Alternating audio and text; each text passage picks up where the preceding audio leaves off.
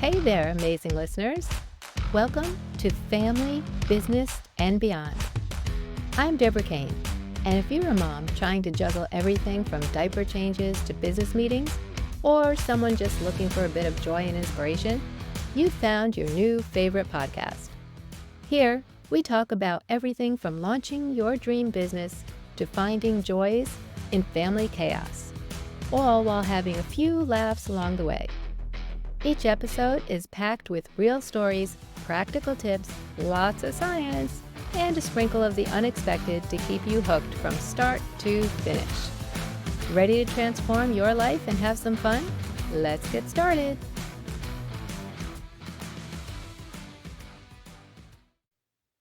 Welcome, everyone.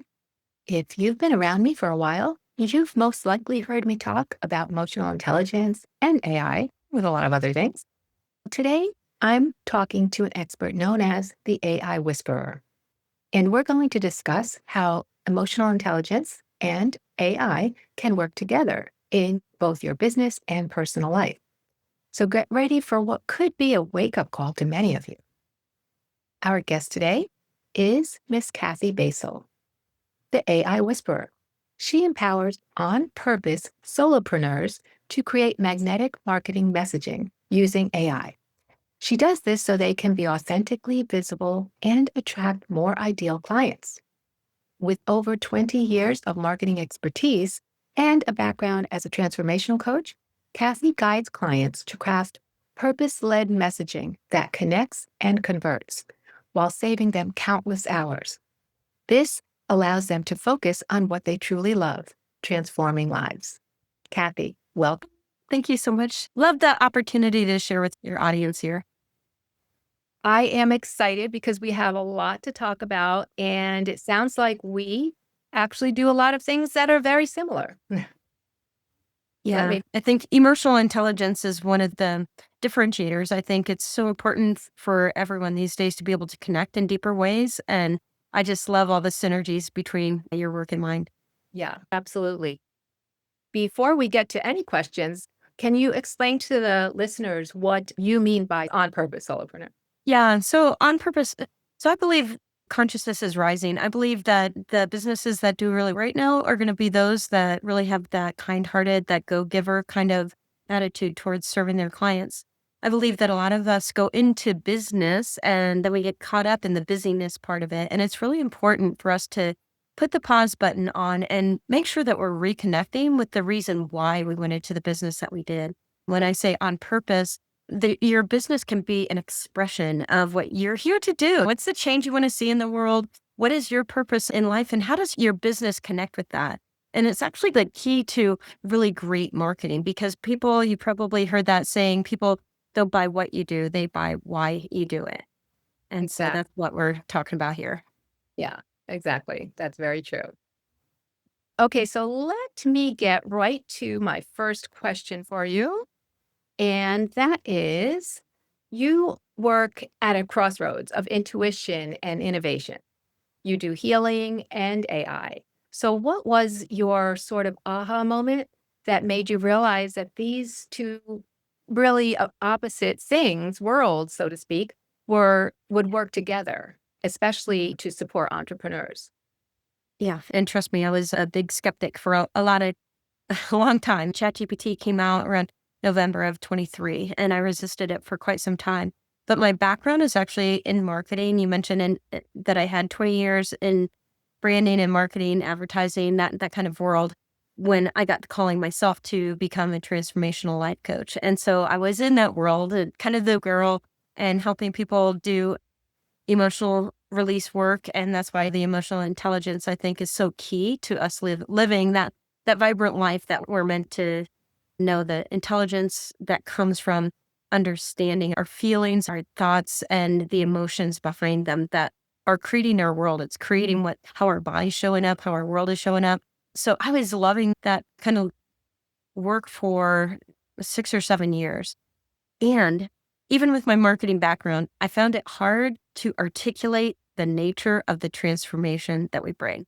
Because a lot of people don't know, they don't understand what energy work is or just healing in general. And even the term life coach is something that a lot of people are not familiar with. Articulating that is really key. And so I was getting better over time. I've been doing it 7 years. But when I heard about ChatGPT, and again, I was like, no, the how could it possibly capture the nature of the work that I do? It's on person to person. I'm all about relationship and connection and these deeper kind of conversations.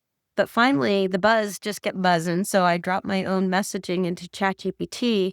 And when I saw how deeply it articulated what I was doing better than I had even myself, that, like you said, it was my eureka moment of I can now combine these two things and really help the solopreneurs of the world, the ones that are doing wonderful transformational work. And that can be, you can be an accountant, you can be working with someone who's an IRS tax auditor that's starting a business. And so it doesn't matter the nature of your business, it matters the heart from which you come from. And yeah, so when I saw how I can take my years of experience and how to brand and communicate to attract clients properly in a way that feels natural, that's the other thing. I think a lot of us go into business and face it, we don't like the sales process. How can we make this a natural expression of who we are? And ironically, this robot can really be what cracks the code to help you land the messaging that's going to attract your clients. Exactly. That's very well said, very well explained to make it really clear for our listeners. What would you say for moms who are maybe emotionally attuned, I'll say, but not so tech savvy? Where do you think, or where would you suggest they start with AI? Quite honestly, I would start by playing with it. And the cool part is you don't have to be tech savvy at all. So ChatGPT is the one that I personally choose to work with because it can do so many different things. I believe just pick one. There's lots of different tools out there and different writing tools. ChatGPT to me has some capabilities that the others don't, that I use, like being able to upload documents. So I would say just start playing with it. So even if you're not going to use it for your business, start using it. It's going to ultimately infiltrate and elevate really all aspects of our life. So if I were to look at the things that I've used it for lately, I used it for outlining a meal plan for myself. I want to eat Mediterranean. I want to shed a little bit for summertime. I used it for all kinds of marketing things, of course, but you can use it. I was talking to it.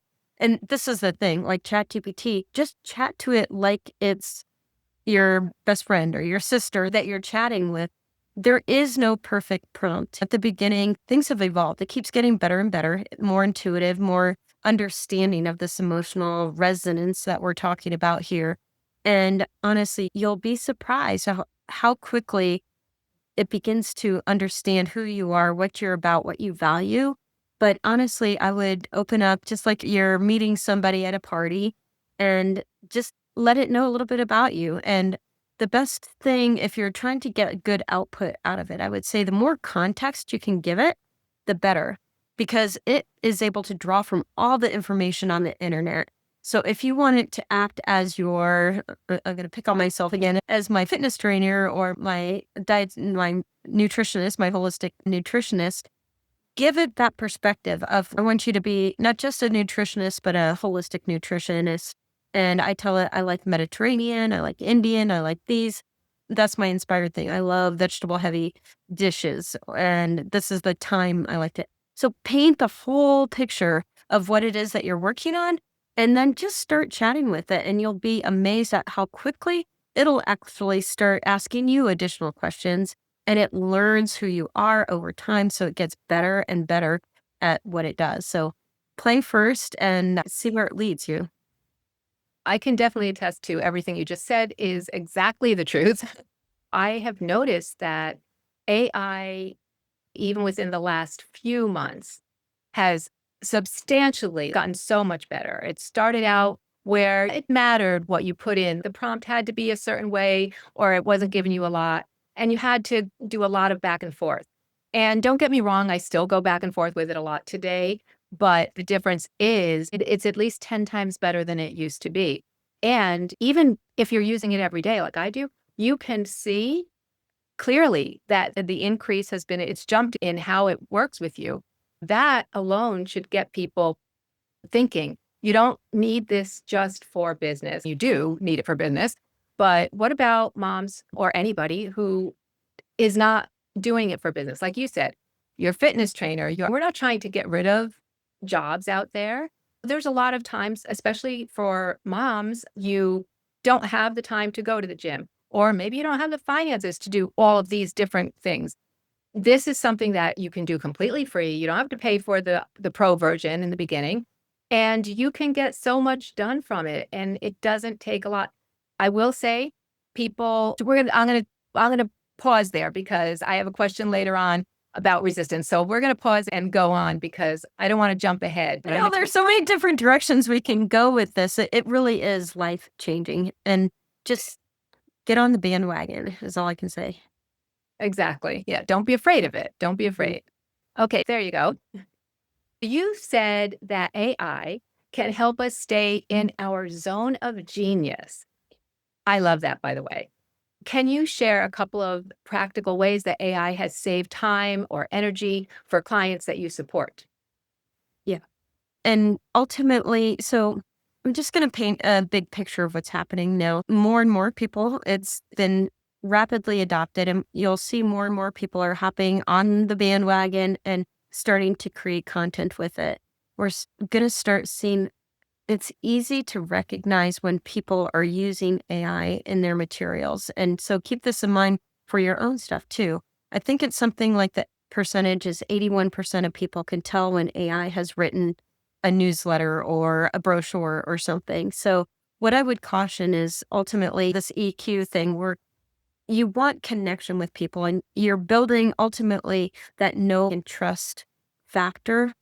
If you start pumping out and just reusing, like say you've used ChatGPT to write something, and if you take it and just use that without first taking the time to infuse your own personality, your essence, your energy, your stories, your life experiences into it, then you're going to sound like everyone else. So the first thing is actually a warning. Don't take it exactly as it is.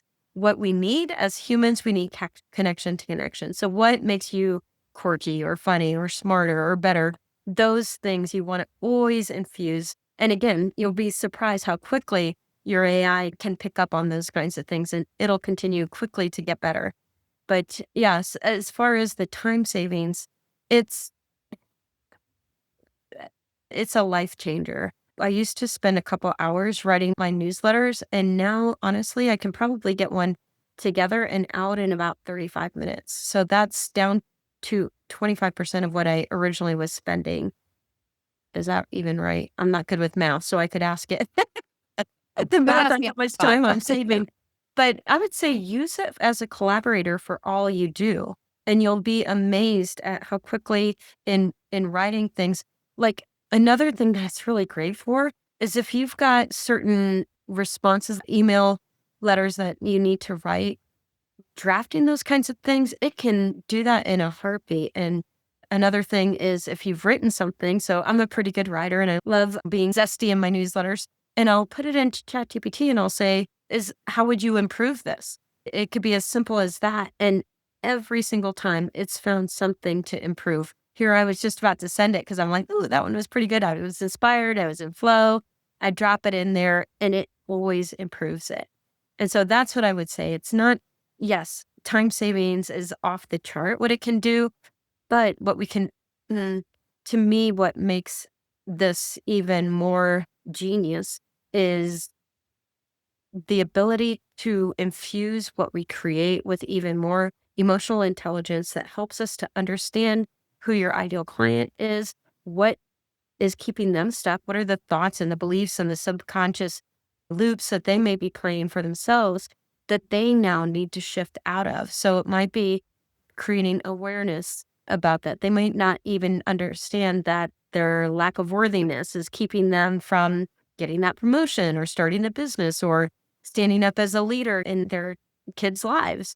The ability to really level up your communication on all levels, whether it's your marketing or any kind of communication that you're running through it, is to me the sheer game changer bit of it. And what you're saying, that's a great place for people who are not used to using it a lot to get started and to dig in and not be afraid.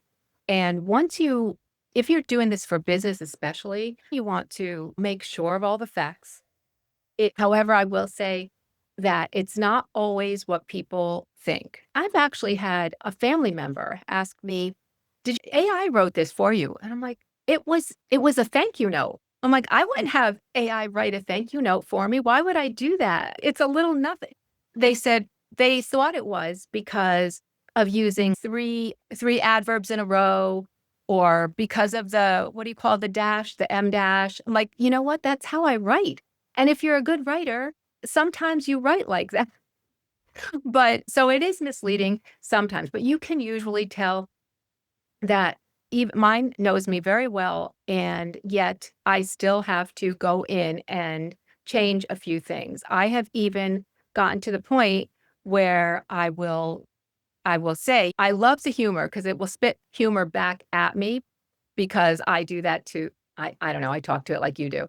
And so it will spit humor back at me. I'm like, "I love the humor, don't stop doing that, but I don't need the all that extra, like, motivation or a pat on the back." It likes to do that a lot. I'm like, "I don't need that."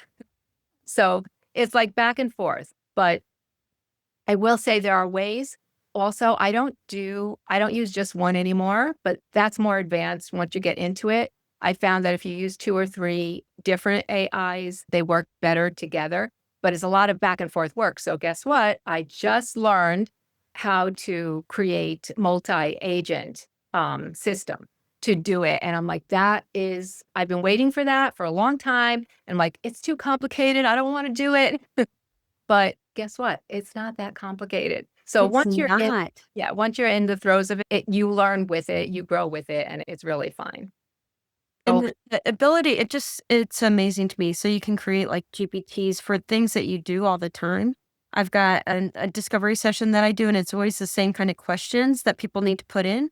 So I have them do that in advance. So when we hop on the call together, man, we dive right in and it goes really deep. It's an excellent way for me to get to know other people's businesses. And it's just a lifesaver, yeah, honestly.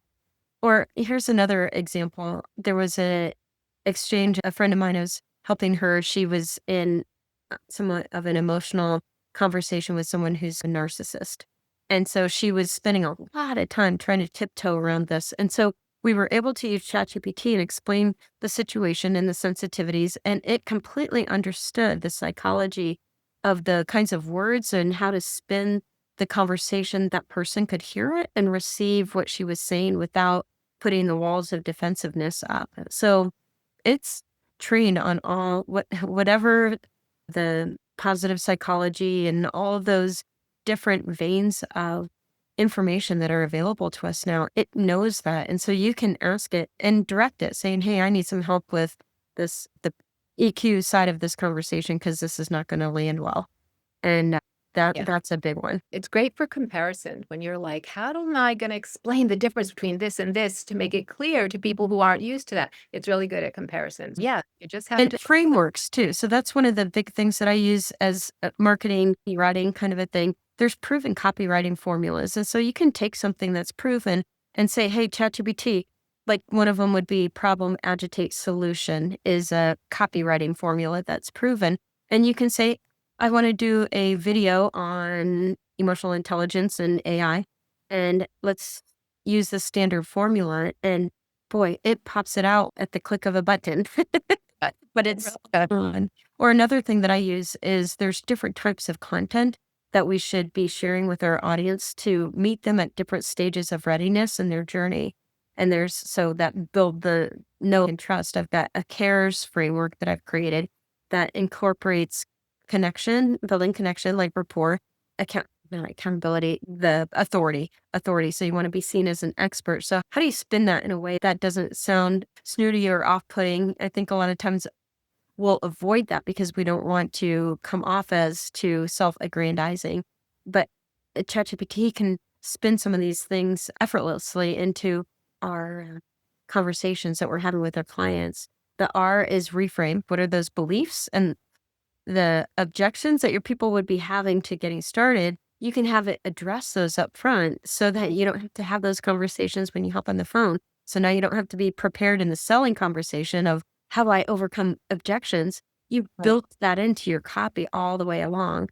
And then the Exactly. other two are engagement, get asking questions or interactive kind of conversations, and then selling. I think all too often as solopreneurs, we like to share and serve, but we forget the asking for the business. How do you create different offers and different entry points for people who maybe don't know you? How do you get them into your world so that they can see who you are and know that they want to work more with you? Exactly. I did that one time. I'm not going to elaborate on it, but it was like one of my very first speaking gigs. It was a local little community, and guess I did the whole thing. I thought I was great. I didn't get any throwing tomatoes. Guess what? I walked off the stage, literally off the stage, and didn't offer anything. I offered nothing. I was like, and I didn't realize it until somebody I'm like, oh my God.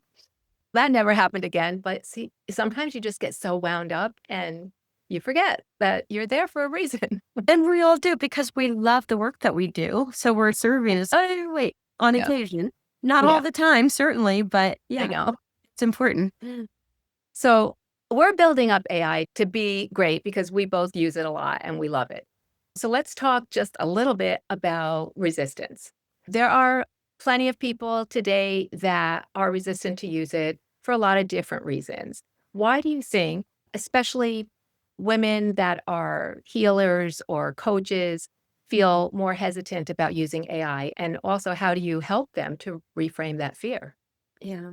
One of the biggest ones I hear is that they're afraid that their intellectual property is going to be taken and spewed. And the other thing is that privacy issue. I would say some people just don't feel safe in the world at large. And so that fear also they bring with them as they're thinking about AI. And the truth of the matter is, yes, your intellectual property is subject to being taken. And I think of it like making a cake, though. If you've got a batter that you're stirring, I'm doing chocolate, of course, but say you throw in a teaspoon of salt and you stir that in, that's what's happening with your information. It's not like somebody's gonna take a spoon and spoon up and now they've got your program or your talk or your framework on the edge of their spoon. What they've got is a new conglomeration of how these pieces all came together. So it's not that somebody's gonna come up with, my cares for framework. And if they do, I honestly just don't care because there's so much available to us now. So I don't know if that really alleviates the fear for some people. I know that there's lawsuits about certain, and ChatGPT is not one of them, but some of the other places have taken collections of books and they trained their AI on everything on the internet, but in particular, this collection of books. And I know that there's a suit that was recently filed about that. I don't know what that's going to gain them, but it's definitely something to be aware of. So if there's something that you're wanting to hold close to your chest, then I would say don't necessarily put it out there, but it's a line that we each get to draw for ourselves. And I personally am an open door with my stuff. I share it and I would want the world to benefit from it. Picasso said there is no original idea anymore. And I believe that as well. That's the Yeah. difference, like my personality, Yes. my thing, right? But I do think that the publishing world maybe has more of a claim on that kind of scared kind of tactic to be more careful because it is a slippery slope there. But when you're putting things, first of all, use your common sense. Put things out there that if the world were to find out, it's not something you care that they know about. You're not giving them your deepest, darkest secrets. You're giving them things about your personality and about your business that you want everybody to know anyway. So that, and also, by the way, I don't know, probably on all of them, but definitely on ChatGPT, there's a setting that you can turn off if you don't want it to use this for they call it, I forget what they call it, global learning or whatever they call it. It's just that for their AI system to learn, for other rather AI systems to learn from it. And if you don't want that, you can turn it off. So I'm sure the other AIs have something similar, but in the beginning, I wouldn't be so concerned with that. Some people are like that. There's some people that when you're talking to them on the phone, they're like, oh, don't say that over the phone. Listen, on the phone, I'd be more concerned with who's listening because they're listening. But with AI, it's whatever. I don't think it's as scary as people make it out to be. Yeah. Yeah. And there definitely are some scary ramifications, the zombie land kind of a thing. And to some extent, what if that is in our control? So it really can get to know you very well. And you can even assign it a role, like have it be your business coach and say, okay, here's what I'm doing for my business, this, that, and the other thing. I got this promotion coming up, that whatever networking I'm going to, and have it say, what can I do to level up this effort? And it's not taking other people's stuff. It's analyzing based on all the information that it's been trained with. It's now going to be able to look at your particular situation and do it. So the name of the game moving forward that AI allows you to do is to personalize even deeper that experience for each one of your, whether it's people on your email list or webinar that you're going to put together. You can do more and more personalization, which ultimately helps us to become more human and more connected, oddly enough. It does. It does. And I think we need to remember that just like everything around us, it's a tool that can be used for good and bad. A hammer can be good and bad, right? Every tool that exists can be used for good or bad. And that's human nature is going to use it for both ways, unfortunately. But we've got to do our best. That doesn't mean we're never going to use a hammer, right? We're going to use it for what we need and for the good that it can do. So I think of it the same way. I saw a podcast with Deepak Chopra, and he was saying that in his view, AI can solve every problem in the world, like everything, the wars, everything. But you have to want it to do that. You have to, and that's probably not going to happen. But according to him, it's a possibility. So you just have to be open to it. And if you really are dead set against it, you probably wouldn't be in a business that needed it. But pretty much every business needs it. And it's being used in ways that we've been using for a year. So if you're shopping online on Amazon and it's recommending, hey, if you like that coat, here's a dozen others you might consider. Or people bought this, also looked at that. That's AI. It allows you to make connections between buying habits and that kind of thing. And that's another area that people need to it would be a fun way for you to use AI. And it's going to be more and more of a thing you'll see in the news that Google's going to start dropping in their ratings because has for the longest time had the benefit of having about 85% of the search engine traffic, like for the last few years, without competition. 85% they had, meaning that if you're looking to buy a raincoat, you go on Google and search. But the cool thing about using AI to search is it doesn't now give you a list of the top couple pages of retailers that have that particular raincoat, but it can take it and make a synopsis out of it. So you can put in there of, hey, I'm looking for one that is water resistant and it's maroon and it's got a hood or whatever. Or I live in Seattle, so I need a extra layer of warmth or whatever you want. And it will give you recommendations based on the criteria you put into it. And it synthesizes it all to one conversation of here's the top 3 or 5 that you might want to consider. And it'll tell you the different features. Hey, this one zips or this one's got arms that come off or whatever the things are. You can have it. Think about if you're buying a car, there's big investment these days. So if you're considering what are the overall costs, what are the reviews saying, what are the longer term guarantees or coverages that come with a Hyundai versus the Ford, it can compare those kinds of things, or you can put it in your lifestyle. So I'm a mountain biker and I live in Colorado. So I want something that's got higher clearance, but I also want hybrid so you can put in all the elements and it'll come up with options that you hadn't even considered before. And then you can have the answers put into a chart. So like when I'm doing marketing content, we'll do charts, a table that has the date and day and the platform that they're doing and the description and you could even have it give you the prompt for your VA to generate the content for you. There's no end, honestly. Do you know who knows that? Because I've been known to tell people who are in business, my people, I've been known to say, please don't use ChatGPT as a search engine. That's not what it's there for.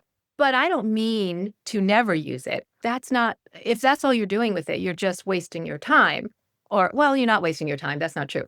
But you're wasting its time, so to speak, because it could do so much more. Don't use it just for that. If you're gonna, if even if you're not in business, if you're a mom, you want to stay, or dad, or a teacher. There's teachers that are not very tech savvy, a lot of them. And you know what?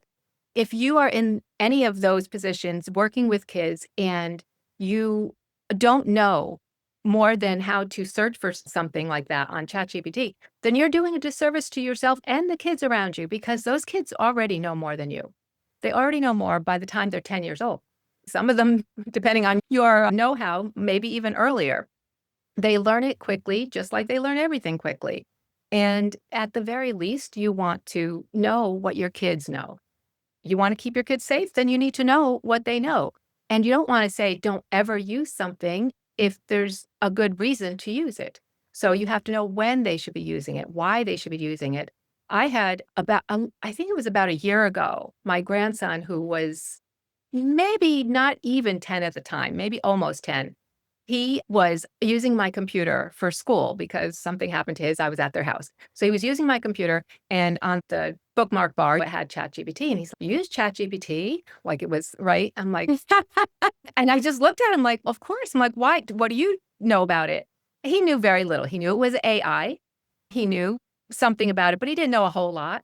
I showed him one thing, and him and his younger brother, who was 7, were glued to it. All they wanted to do was create pictures. And a year ago, ChatGPT was not great at pictures, but they were able to tell it what they want and make the pictures better and better. And they did it with no help. It was like, you know what? If they could do that at 7 and 9 years old, or 10, it's incredible. Moms don't know this.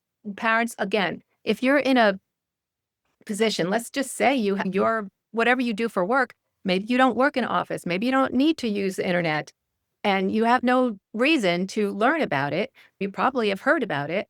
But the problem is that you're going to want to know about it because your kids are going to be ahead of you. And it's not that you don't want your kids to be ahead of you when they're adults, but when they're growing up, you want to know. You want to know what they're doing. So you need to know at least what they know, if not a little bit more. So that's a really good reason to step in there and play around with it and see what it can and can't do. And also know that if you get into it, you can, if your kids are really into it. Some kids as early as 11, 12 years old are in there creating apps for themselves and things like that with different AIs. And you can, if you are training AI long enough or playing with it long enough even, it can actually be biased, and kids aren't going to realize that. So you need to really have an adult there to supervise and know what they're doing, just like anything. I don't love kids to be on screens anyway, but there's good reasons to be there and not so good reasons. But yeah, it's important for whether you have a business or not, it's still important to learn at least the basics of And AI. Deborah, I'd be curious to know, because it is genius at like the different kids have different learning styles, I guess we all do. And so I think it's just brilliant when you start thinking about how to support your child in the best possible way. Or even if the two of you, if you've got two different types of personalities and you find that you and your daughter just can really hit each other's buttons, you can put that into ChatGPT and it can give you like coaching around how to approach your daughter if she's becoming a rebellious teen and you've got two different personality types going on. It can help you learn to bridge the conversation. Or if your child is falling behind in math, it can help you to maybe identify different ways of presenting information that they can actually understand and absorb and work with. I just Exactly. How many parents today say to you, I don't understand the math of today. By the time they're in 4th grade, I can't even help him with his homework. I hear parents say that all the time.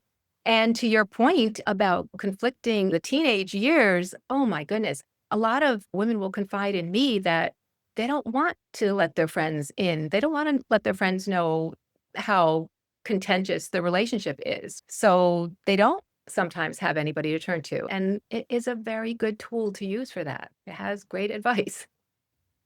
So but I do definitely advise to do that with anything that you're struggling with, really. That could be a first step, maybe, and then keep on playing with it or then ask somebody.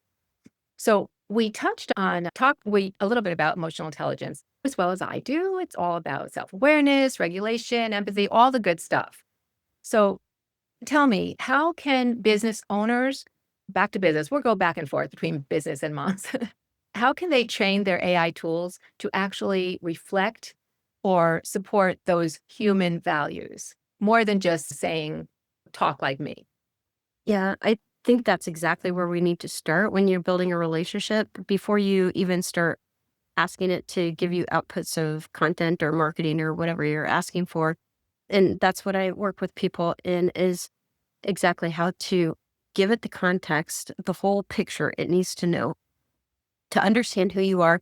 And you can start with things like your human design or your Myers Briggs so that it understands how you think, how you Mhm. connect. And there's a free one, if you don't know those, called 16 Personalities. And it's like in 10 minutes, and it's uncanny how quickly it will nail your personal attributes and speak. But you can, that's one of the reasons why I like ChatGPT. You can actually put your website in there. Chances are, if you've been in business for a little while, you've got all kinds of materials. So whether it's brochure, your website, a talk, like we were talking about, this you could take the transcript of our conversation here and feed that into ChatGPT and have it come up with ask it about your values and make sure that it's reflecting. When I do this wow messaging makeover session, and the things that I have it start with their website. Then I have you put in what your core values are, your vision, what's the change you want to see in the world? Like, why are you doing this? What got you called it? Tell it the whole story. And it doesn't have to be a polished bio kind of thing. You just chat. We're having this conversation now. Give it that background of I got called into doing this. I went into life coaching because my mom had an episode having a stroke and I didn't like what was happening in the medical world. Give it all that and tell it where you live. Tell it what your pastimes are. Tell it, you can maybe hear my dog whining outside. I'm a dog person. It says a lot about who I am as an individual. And so pour all of that in. Even the stuff that you think is ancillary is the more that you can put in there that's going to illustrate your personality and the way you think and the way you connect with others, the better it's going to be. So here's the thing. So start with your why, connect. Then you want to understand your clients. You can have it create an avatar, but you can also go deeper than that and ask it about client psychographics. And this is where it starts to get juicy because you can understand their top beliefs, their values, their objections, their fears, their what keeps them up at night. Those old SWOT kind of questions that you probably tried to answer before and never quite landed on, it's going to come up with some pretty darn amazing things. And from that is where that emotional intelligence piece comes because now you're able to speak in the language is that your clients are already using, the conversation that's happening in their heads. That's where you want to meet them. Exactly right. Yeah. I mean, that's very good advice that I wish everybody could just clearly take a breath, think about what they're doing, and step into it with that kind of insight. It makes it so much less scary for new people. That's what I think. So, listen, I know that I've been keeping you long, but we're not done yet. We have a few more things to go through, but this might be my favorite question. It is maybe a little silly, but if you could imagine the future, and we all have something in mind for the future, right? What does, let's say, an emotionally intelligent, AI empowered mom, business owner, look like 5 years from now? Now, before you even answer, 5 years is scary to me because I just told you in 3 months, it's made Yeah. such a big jump, right? So I'm struggling with coming up with in my own head what 5 years will look like. But tell me what you think 5 years could look like for that particular mom and what maybe she's doing differently than what we today know as the regular hustle culture model. Yeah, I think you're spot on in saying that 5 years is hard for anybody, even Elon Musk, to figure out what that's really going to be looking like. But the thing that I can tell you, even a year from now, for much better our lives, especially as busy. business owners, AI is can essentially become like your employees. Like you said earlier, that you create an AI agent that's able to string together. So there's apps that do these individual things. We'll be able to kind of lace those together, if you will, stitch those together, and it can become it's going to up level everything. It's going to allow you to be ever ready, like the pop-up customer service kind of lines on websites. The ability of those things to be trained on how you would handle a conversation if you've got a phone call or an email inquiry. You can train it so the customer service is going to be leveled up because it works 24/7. So if somebody's a night owl, which I'm not, I'm virtually there to answer their questions right away. So you're not going to lose that lead because they went to someone else because they didn't hear from you till the next morning. But everything from customer service to outreach to fulfillment to it's like having a virtual assistant, and maybe many of them, but being able to streamline like content creation so that you can get your message out to the world in a bigger way more efficiently so that you've got bandwidth, whether you spend that extra time with your family or you choose to spend it. I think it's going to be increasingly important for us to take that personal time, that self nourishment time to stay in our zone of genius.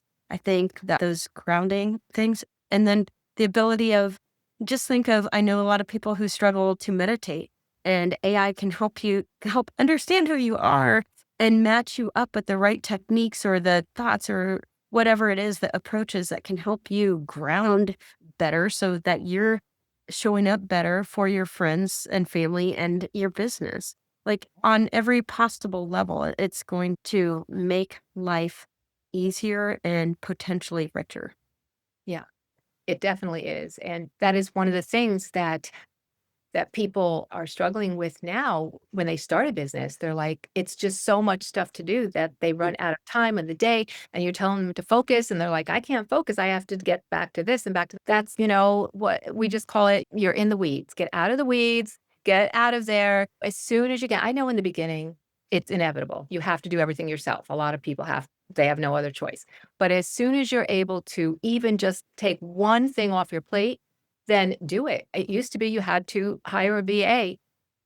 You can now hire AI for probably no money. You can actually train an AI to do this one task, maybe these three tasks that are not essential for moving your business forward, but they have to be done. But simple things like you're talking about. So that is really where it's going to be so much easier for people to start their business and be successful, move forward faster. Yeah. That's what. And it's interesting. I think some of the futurists are talking about how soon will it be when we see the first one person $1 billion company? It's possible with all the automation that they're going to be able to pull together. It is possible. Oh, Kathy, do you have time for a few rapid fire? Yes? You bet. Okay. This is my joy. So you're just Okay. making my day. I love the rapid fire. I live for that. I don't know why. I'm going to come up with better name for it though. Okay, so first question, I have 5 questions. What's the one AI tool that you cannot live without right now, personally yourself? It's ChatGPT, hands down. Without a doubt. What is your go-to reset? And this is not necessarily AI, but your go-to energy reset when you have an off day? It's nature. Also, hands down. I'm a mountain biker, so sometimes mountain biking in nature. But Okay, good. yeah. Good answer. Okay, if you were a new business owner starting out with an AI virtual assistant, what maybe quirky name or not would you give it? And also, what is the very first task you'd ask it to do? The name, I don't know. The name that popped to mind is Penelope. I don't know why. Okay. The first task I would have it do is to help me write a business plan and show me how I want a plan to know how it is that I make money. And I want to understand the costs. I want to know how it all works. I think all too many people are out there coaching. They're trying to generate the business without really having a plan from beginning to end of where the money comes from. Yeah, you're absolutely right. So many people say, I want to start this business. And I'm like, do you have any kind of plan? No, they don't. So many people are in that spot. They don't think of it that way. It's not like a brick and mortar. So they're intelligent people. They just don't realize that you still need a business plan. right? It's still Yeah. whatever. If you want to be sustainable and still be doing this 5 and 10 years down the line, there's got to be enough financial sustenance and ideally enough overage that you get to take that time off and have the family time and go on the trips. Factor all of that in from the get go. When you're doing your calendar, the very first things that you want to do is make sure that you've got your you time. When are you working out? When are your the kid nights? When are the kids up doing track? Like those important, like the big rocks, put those big rocks in first and then let the other things take care of themselves. But the plan, it starts right It there.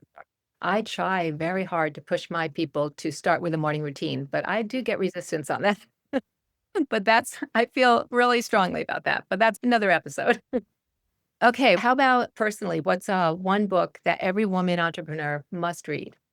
Oh gosh, that's a good one. Oh, I'm such an old timer. To me, the Think and Grow Rich. Okay. Yeah, Yeah, I think so much of our success really starts with mindset, and I would say, they say 80%, but I think it's 95% is really what's happening in our heads. I agree with that. Okay, last question. What is the most emotionally intelligent thing that your computer has accidentally done for you? Accidentally done for me. I can give you an example if that's not clear, but if it is, go ahead. Yeah, I'd be curious to know yours. The thing that I love about it, and it's funny because you said that it goes a little bit too much overboard. I that lately it's been saying, "Oh, that's a great idea." So there's a affirmative kind of a Mhm. thing. Being a solopreneur, it can be lonely, and you don't get a little pat on the back from anyone you're working with because there Yeah, is no one. So it's fun to me for it to have these little things like, "Oh, way to go!" So I'll share with it little yeah, celebrations of, that client I told you about, we just landed, she'll be starting next week, and I want to write this letter. And it'll say, "Oh, congratulations on the new person," or something. I personally like that, but, and I think it's also gone a little overboard. And you can teach it how much you it works can. for you and Yeah, how much it doesn't. But for me, it's a nice little, oh, yeah, that I think yeah. all too often we don't take time because there's, like you said, there's so much we're juggling all the time that we don't take time to celebrate the wins, which is so important. And I think Chat GPT makes me stop for a moment and say, "Oh, yeah, that's a score." No, that is true, and I said that, but I still enjoy when it does say nice things to me, and if it goes too long without, then I wonder what's going on. So, it's one of those it's a give and take. I think I just at one point, I just was laughing so hard. Sometimes I'll say, "I am literally laughing out loud." I will tell it what I'm doing. And it's because it would tell me, "Oh, that's you're gonna" I don't know, whatever idea it is, "Oh, you're gonna be just as good as so and even better." And it's like some famous, enormous person that, like, come on, or like, that's a little over the top. But it still made me laugh, so it was fine. But anyway, so mine was actually just the computer. My computer is very old, and so it freezes often. But this particular time, not so long ago, I had come back from Georgia and I had a lot to do. I was working on it straight. I try to give myself breaks because I know I need them. But I was 5 hours straight on this computer. I just had that much to get caught up on, and the thing froze. And it froze in a way where you couldn't alt delete, you couldn't do anything, you couldn't even close it down correctly. I'm like, oh, I literally had to like just unplug it. And I'm like, I was so frustrated right up to here. But of course, because of what we do, I took a breath and I realized right away that, you know what? I needed a break. I needed desperately a break. It was way too long. And while it was like coming back on, I just walked away and gave myself a 10-minute break. Like, you have to do that. And I probably wouldn't have. I would have just struggled for another couple hours. So sometimes I don't know if that's really the computer knowing, if it's the universe, if it's God, if it's AI, I don't know. But somehow something did something to make that happen. I love it. So anyway. Okay. So Kathy, before we go to your slide, is there anything that I didn't ask you that you want to talk about? I think we've hit on a lot of things, but I would just like to reinforce the invitation for those people who've maybe been sitting on the sidelines just to wade in there and to start playing with it. Because what you'll find is how easy and conversational it is. So expand that. And for the people who are already dabbling with it, I would say take the time to go even deeper with it. Let it know. a little bit more about who you are, a little bit more about your clients, and just play and see how amazing the output can be when it really you take that extra time to educate it. Yes, very good advice, as usual. I'm going to put your slide up and let you tell everybody where they could find out more about you. And there it is. Hey, there I am. All right. So I've got a link tree link that is the gateway where it's easy for you to find all the different things that I've got coming up. I like to do webinars. I do those pretty much monthly, and it's a great place to check in.